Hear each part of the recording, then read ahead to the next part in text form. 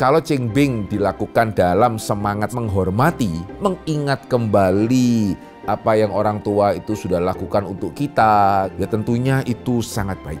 Karena kita bukan Tuhan ya, bukannya perkataan kita itu yang seperti menciptakan realita, tidak. Merokok itu apakah berdosa?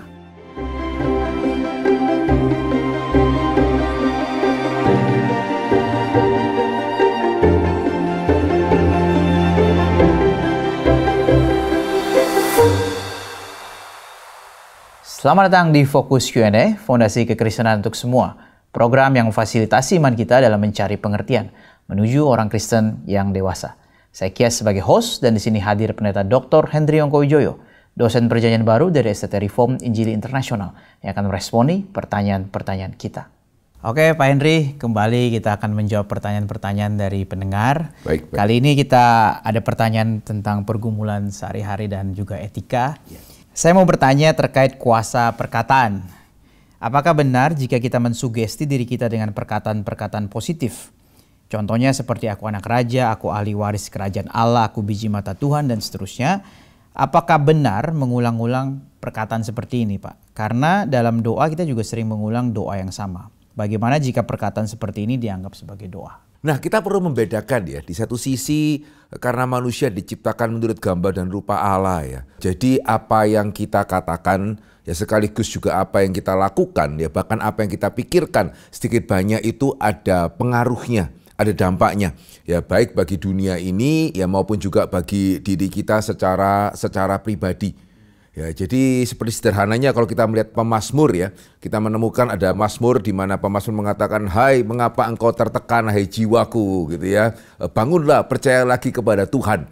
Manusia bisa memotivasi dirinya, manusia bisa mendorong dirinya dan melalui apa yang dia itu katakan gitu ya, bisa untuk menyatakan suatu penolakan untuk larut dengan situasi yang ada. Ya, jadi kalau pertanyaannya apakah yang kita ucapkan bisa mempengaruhi orang lain atau juga mempengaruhi diri kita? Ya iya. Ya karena kita gambar dan rupa Allah. Tapi di sisi yang lain, nah ini yang saya rasa kita perlu hati-hati ya. Karena kita hidup pada zaman New Age.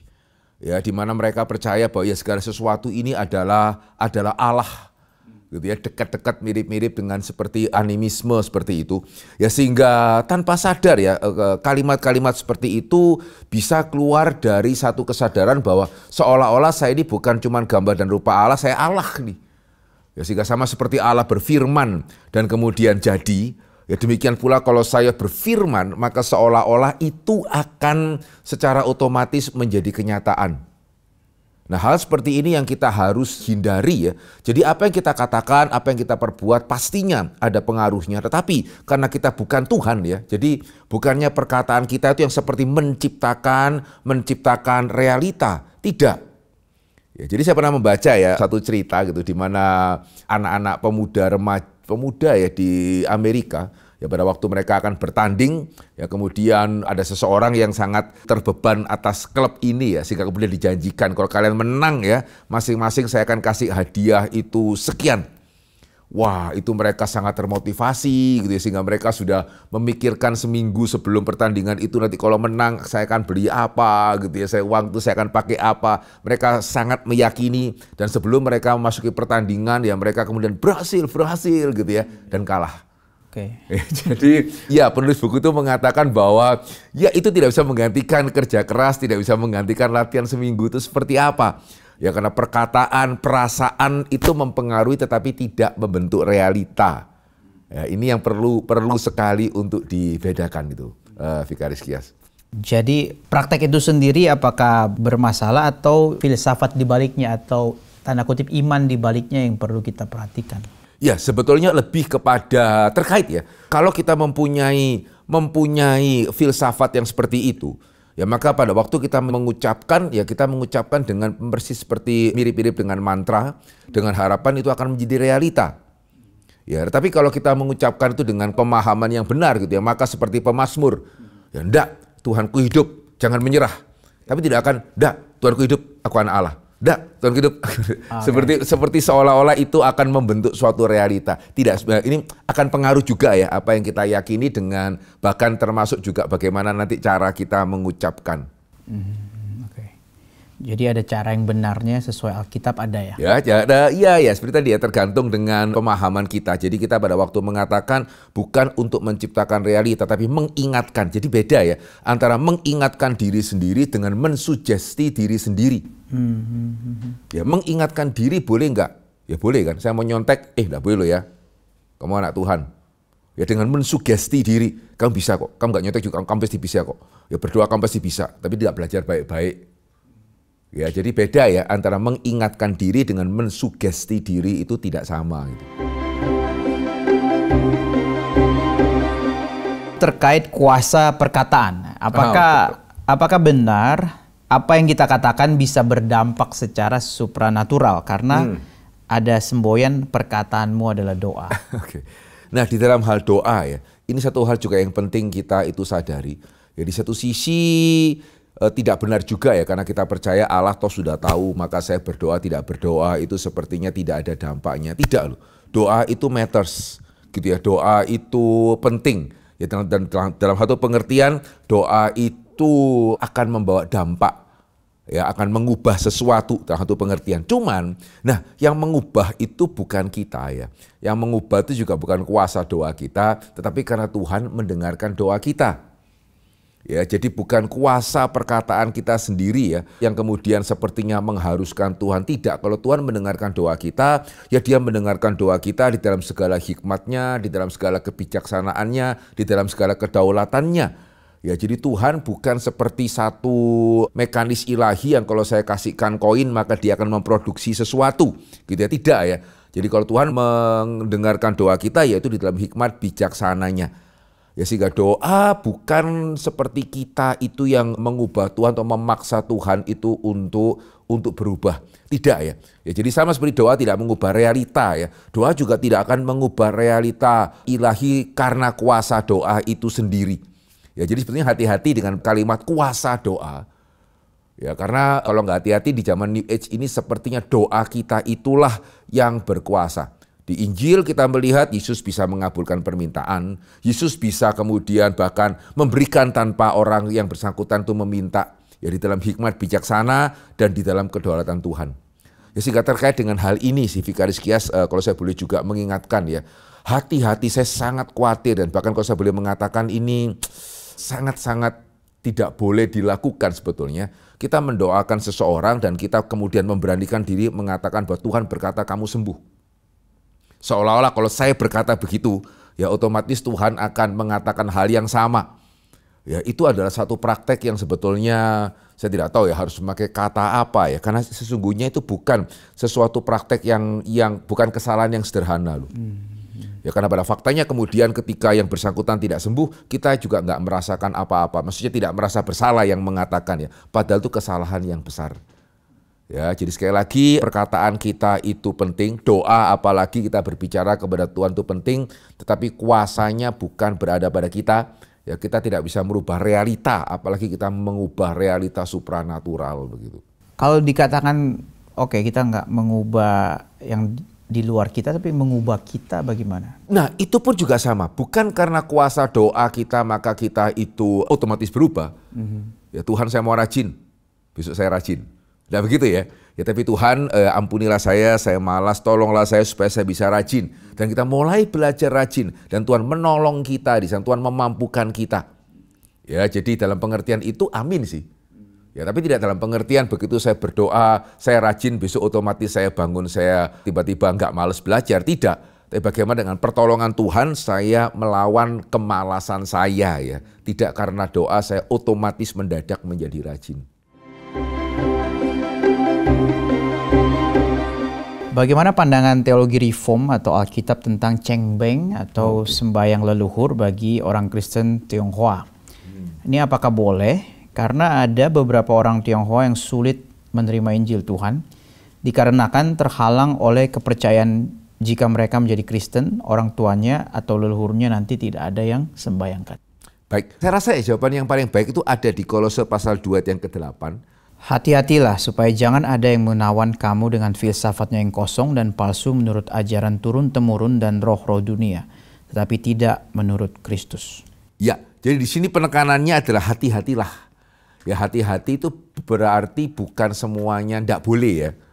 Ya kalau gitu kan tolaklah gitu ya. Hati-hatilah berarti bukan semuanya ndak boleh. Nah cuman memang hati-hati itu berarti bisa bahaya kalau kita kemudian sembarangan menerima. Ya sehingga ini adalah prinsip yang kita bisa kaitkan ya terhadap falsafah hidup apapun termasuk juga terhadap falsafah hidup Tionghoa. Ya jadi hati-hati kepada Qingming itu berarti mungkin bagi untuk memberikan konteks ya bagi pendengar kita yang tidak berlatar belakang Tionghoa. Memang orang Tionghoa itu setahun sekali ya mempunyai tradisi gitu ya untuk mengunjungi makam dari entah orang tuanya atau kakek neneknya yang sudah meninggal. Gitu itu namanya Qingming ya. Kita mengunjungi kembali makam dan kemudian di sana orang Tionghoa itu yang bukan Kristen ya, mereka sembahyang dan pegang Yosua dan seterusnya begitu. Ya, jadi pada waktu kita melihat di sini hati-hati dan di sini juga penekanan yang pertama tadi yang paling awal hati-hati, penekanan kedua yang penting adalah yang paling akhir tidak menurut Kristus. Ya, jadi tahu dari mana ya ini boleh, ini melewati batas, ya Kristus. Ya sehingga kebenaran Kristus mengajarkan kita menghormati orang tua kan. Ya tidak ada salahnya kan kita menghormati orang tua dengan setahun sekali kita ke sana, membersihkan makamnya, mengingat kembali apa yang orang tua itu sudah lakukan untuk kita gitu ya. Ya tentunya Alkitab tidak mengajarkan hormatilah orang tuamu hanya ketika mereka hidup, ketika mereka sudah mati lupakanlah gitu ya, kan tidak begitu.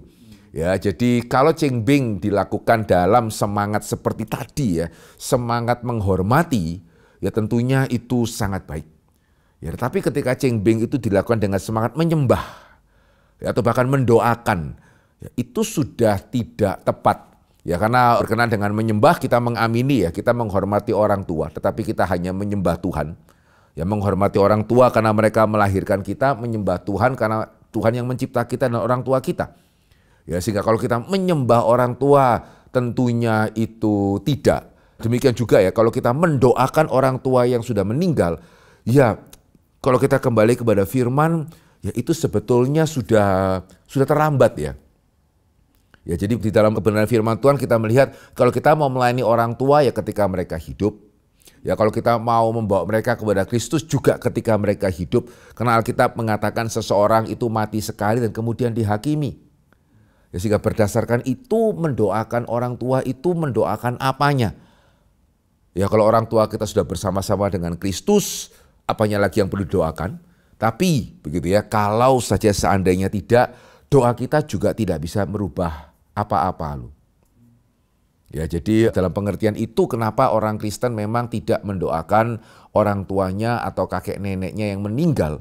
Bukan karena tidak menghormati ya, tetapi ya karena ya sudah tidak ada lagi yang bisa dilakukan setelah seseorang itu meninggal. Ya menurut keyakinan firman Tuhan.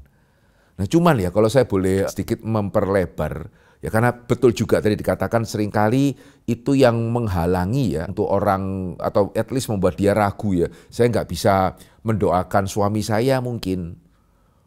Gitu ya. Dan kadang-kadang juga ada perasaan bahwa apakah saya tidak setia dengan suami saya misalnya. Ya kalau misalnya suami saya atau orang tua saya ya tidak di dalam Kristus. Ya sementara saya di dalam Kristus, saya bertobat. Apakah tidak berarti saya itu mengkhianati suami saya? Ya, apakah tidak berarti saya mengkhianati orang tua saya? Ya, saya appreciate ya. Maksudnya ini satu kesetiaan yang baik. Tetapi saya teringat kepada salah seorang rekan hamba Tuhan kita ya yang sudah dipanggil Tuhan juga, Pendeta Amin Chung ya. Nah, beliau satu kali menginjili seorang ibu. Nah, dia mengatakan kalimat yang sama. Saya bukannya tidak mau terima Kristus, tapi suami saya bagaimana? Nah dalam hal seperti itu kan kita nggak bisa mengatakan juga, oh enggak apa-apa kok suami ibu nanti akan nyusul. Kan enggak ya, karena ya suaminya memang ketika meninggal belum menerima Yesus sebagai Tuhan dan Juru Selamat. Ya sehingga pada waktu itu almarhum Pendeta Amin Chung juga tidak bisa memaksa tentunya. Nah ketika dia mau pamit pulang ya, di halaman dia lihat ada lubang yang ditutup. Terus dia tanya, itu lubang apa Bu? Oh iya kemarin saya baru jatuh ke situ. Ya sehingga saya tutup ya supaya anak saya tidak ikutan jatuh. Nah puji Tuhan ya, kemudian Roh Kudus bekerja dan Pak Amin Chung nanya ya, kira-kira kalau menurut ibu ya, suami ibu ingin ibu itu ikut jatuh atau tidak? Gitu ya, apakah suami ibu akan menganggap sebagai ketidaksetiaan gitu ya. Kalau ibu tidak ikut jatuh, ataukah sebetulnya begitu ya, sama seperti karena ibu mengasihi anak dan ibu tidak ingin anak itu jatuh di lubang yang sama, ya sebetulnya suami ibu juga seperti itu. Gitu ya. Nah, saya rasa ini juga baik untuk dipertimbangkan ya bagi mereka yang mau mengikut Kristus tetapi kemudian merasa apakah saya dengan mengikut Kristus saya selamat sementara suami saya tidak atau orang tua saya tidak, apakah saya anak yang berbakti atau tidak. Ya karena kita boleh percaya ya kalau orang tua atau orang yang kita kasihi mengasihi kita, tentunya mereka ingin kita tidak mengulangi kesalahan yang sama. Perihal etika kerja. Ya. Sejauh yang saya tahu alasan terutama manusia bekerja itu adalah karena manusia dicipta seturut gambar dan rupa Allah. Yang mana Allah adalah oknum yang bekerja. Jadi bekerja itu utamanya bukan karena manusia memerlukan penghasilan. Hewan tidak mempunyai etika kerja yang demikian. Apakah konsep ini benar? Ya, kalau mau berikan jawaban singkatnya, benar sekali ya. Jadi sejauh apa yang saya bisa katakan, ada dua hal. Ya, ketika Allah menciptakan manusia sebagai gambaran rupanya, ada dua hal itu yang hanya manusia bisa kerjakan. Yang tidak bisa dikerjakan oleh ciptaan yang lain dan bahkan tidak bisa dikerjakan katakanlah oleh malaikat.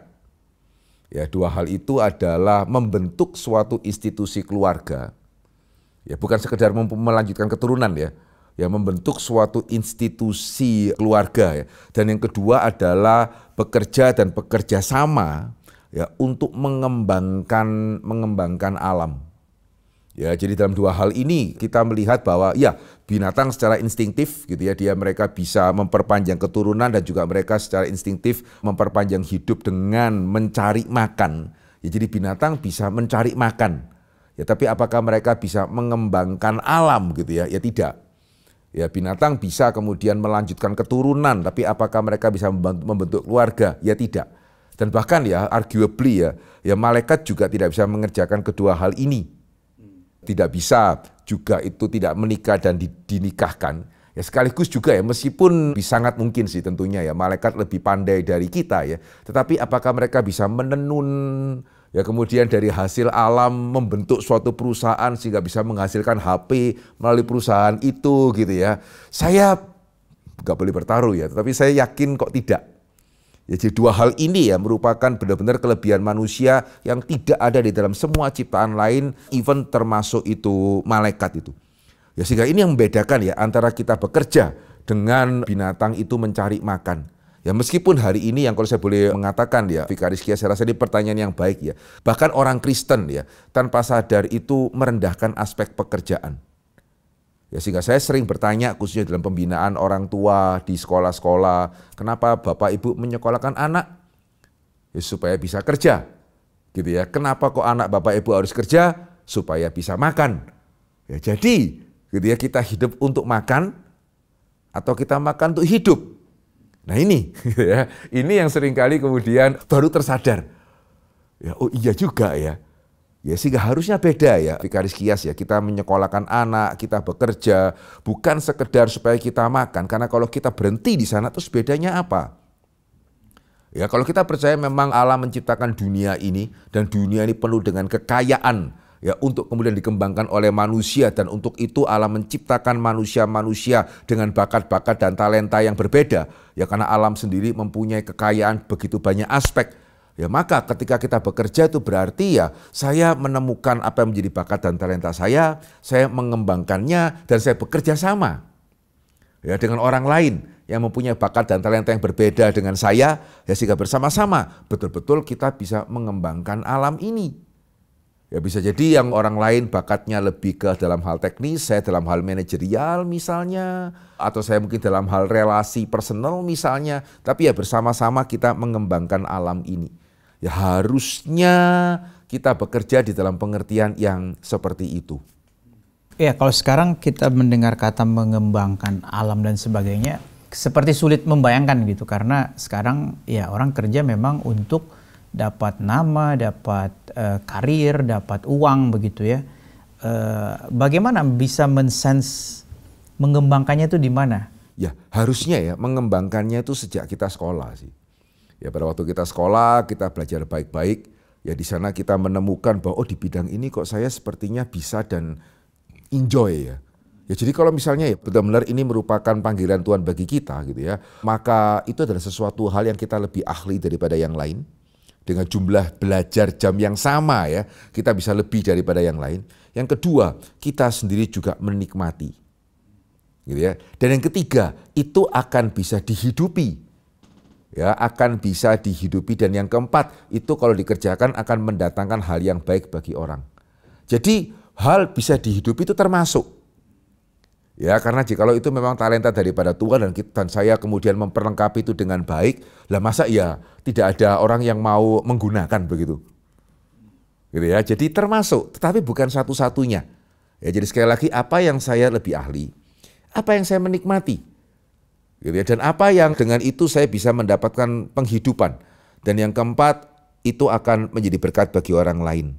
Ya, apalagi ya, Vikaris Kias ya, hari ini ya, kita hidup di zaman yang begitu banyak bidang yang dulu orang nggak kepikir bisa mendapatkan penghidupan, sekarang bisa loh. YouTuber misalnya, ya 50 tahun lalu siapa ada kepikir mendapatkan penghidupan melalui YouTube atau melalui IG lah atau konten kreator. Jadi sebetulnya hari ini kita hidup di zaman yang membuka banyak sekali kesempatan. Ya kalau dulu kan yang penting IQ misalnya, kalau sekarang kan banyak yang lain, QQ yang lain gitu. Ya sehingga sebetulnya nggak ada alasan juga ya kita takut kalau kita bekerja sesuai bakat dan talenta nanti saya nggak makan gitu. Bahkan kemungkinan besar ya kita akan lebih berhasil daripada kita mengerjakan apa yang kita sebetulnya bukan bakat kita. Sekaligus kita akan lebih meaningful di dalam kehidupan kita gitu. Merokok itu apakah berdosa? Oke, ya baik. Ya kalau kita melihat di dalam sejarah ya, sejarah gereja, ada tokoh-tokoh gereja juga sih yang merokok gitu ya. Ya sederhananya saya pernah melihat Abraham Kuyper, ya salah satu cover bukunya ya adalah Abraham Kuyper sedang menulis sambil merokok gitu. Dan itu dijadikan cover buku ya, dari buku yang merupakan waktu itu kalau nggak salah kumpulan pemikiran-pemikiran dia. Ya cuman yang berikutnya ini saya nggak tahu sendiri ya. Ada juga yang mengatakan C.S. Lewis, J.R.R. Tolkien gitu ya, mereka juga merokok.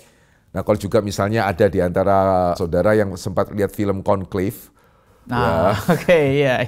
Ya itu kan diadakan awal, waduh perokok semua itu. Nah tapi saya nggak tahu ya itu orang Katolik memandangnya seperti apa gitu ya. Cuman memang untuk kita orang Kristen bisa agak sedikit heran gitu ya. Ya memang khususnya mungkin kita di dalam kekristenan ya, kita akan ya yang kita tahu adalah merokok itu sesuatu hal yang ya bahkan ya in a sense ya, meskipun ini juga mungkin agak sedikit melebih-lebihkan ya. Hampir sama dengan narkotik gitu ya, salah lah begitu ya. Nah saya percaya sekali lagi ya di dalam fokus ini kan kita rindu jemaat bisa dewasa.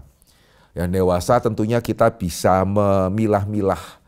Bukan cuman kalau nggak boleh berarti semua hal yang nggak boleh itu sama, rokok, narkotik, minuman keras gitu ya semua sama. Tapi juga bukan berarti wah boleh ya, berarti juga bisa diumbar-umbar seperti yang semau kita, seperti kalau ngerokok seperti obat yang vitamin ya juga tidak.